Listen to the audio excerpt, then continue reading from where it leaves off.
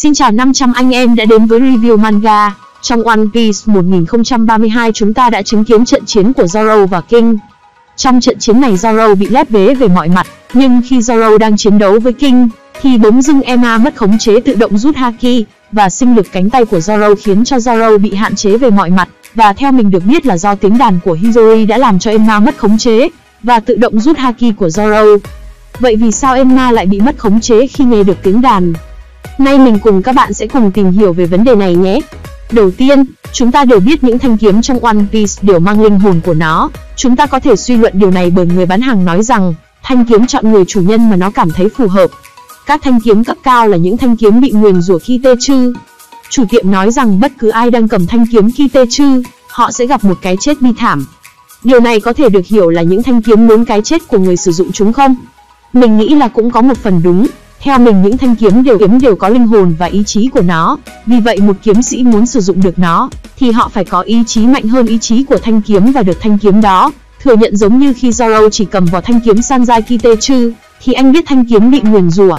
Điều này chứng tỏ cho ta thấy rằng thanh kiếm đã tác động gì đó đến Zoro khiến anh cảm nhận được. Và điều này nói cho ta biết Zoro cần phải vượt qua ý chí của thanh kiếm, và thể hiện ra ý chí của bản thân mạnh hơn, khiến thanh kiếm thừa nhận anh làm chủ và sử dụng một cách an toàn.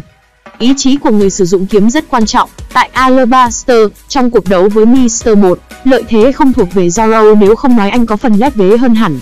Nguyên nhân là do nhờ sở hữu năng lực của trái ác quỷ, Mr. 1 có cơ thể cứng như sắt thép nên tất cả các đòn tấn công của Zoro tới hắn đều không xi nhê.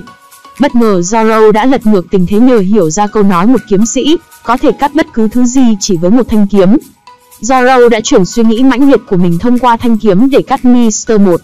Cũng trong chừng có một đoạn hồi ức khác về Master Koshiro nói rằng có những kiếm sĩ không thể cắt ngang bất cứ thứ gì. Zoro đã chuyển suy nghĩ của bản thân vào thanh kiếm của mình. Điều này có thể được hiểu là Zoro đã đưa ý chí của mình vào thanh kiếm. Sau đó, Zoro tiến hành chọn những gì cần cắt và những gì không nên cắt.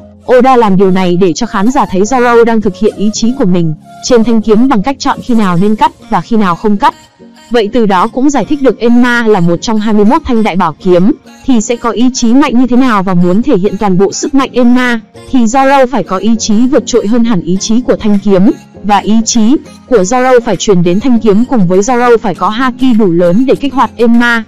Nhưng theo mình nghĩ đến giờ Zoro vẫn chưa đủ bộc lộ toàn bộ sức mạnh của Enma, vậy chứng tỏ Zoro thiếu một trong hai thứ vẫn chưa đặt yêu của thanh kiếm Enma. Trong trận chiến Enma mất khống chế bởi tiếng đàn của Hiyori. Chúng ta đều biết ở thời Oden còn sống thì Hiyori từng muốn đàn cho Oden nghe, nhưng ông đã nói rằng khi nào ông chết thì cô hãy đánh đàn trước mộ của ông, nên lúc Oden dùng Enma vẫn chưa từng bị ảnh hưởng của tiếng đàn. Theo mình nghĩ không phải Enma phản ứng với tiếng đàn của Hiyori, mà là ý chí Oden trong thanh kiếm Enma phản ứng với tiếng đàn đó. Trong truyền thuyết từng nói rằng, đối với một kiếm sĩ tài ba, khi họ mất đi nhưng linh hồn và ý chí họ cũng không tan biến khỏi trời đất mà chúng ở lại trong thanh kiếm họ sử dụng, và chờ người có chung ý chí của mình. Và khi Zoro nhận được Enma, thì linh hồn thanh kiếm và ý chí Oden đã cảm nhận được ý chí của Zoro nên đã nhận Zoro làm chủ. Nhưng do Zoro chưa đủ mạnh để sử dụng toàn bộ sức mạnh của Enma mà thôi. Nhưng khi tiếng đàn Hiyori vang lên, ý chí Oden ngủ say trong Enma thức tỉnh vì nhận ra tiếng đàn này là tiếng đàn của con mình. Và khi ý chí thức tỉnh, ông cảm nhận được ý chí của Zoro, vì vậy ý chí của ông đã bám vào lưỡi kiếm làm cho Enma tự động rút haki của Zoro. Chỉ cần Zoro thừa nhận được lượng lớn haki bị rút đi mà không bị chết thì thanh Enma sẽ thức tỉnh sức mạnh vốn có của nó và có thể chém mọi kẻ địch. Nên chúng ta mới thấy được đoạn cuối Enma có màu đen tuyền giống như một thanh hắc kiếm thực thụ, vì từng có một giả thuyết nói rằng muốn để một thanh kiếm trở thành hắc kiếm thì cần có một, ý chí người dùng phải truyền vào thanh kiếm, 2 có lượng haki vũ trang đủ lớn, 3 kiếm phải có ý chí riêng. Vì vậy chỉ có những thanh bảo kiếm, đại bảo kiếm hay cực phải đại bảo kiếm mới thành được hắc kiếm. Từ đó chúng ta biết Enma vì sao phản ứng với tiếng đàn của Hiyori rồi nhỉ? Đó là do ý chí Oden thức tỉnh trong thanh kiếm Enma. Đây chỉ là giả thuyết của bản thân mình, nếu các bạn có giả thuyết khác thì để lại bình luận bên dưới nhé. Cảm ơn anh em đã xem, anh em thấy hay thì cho mình một like, share và subscribe.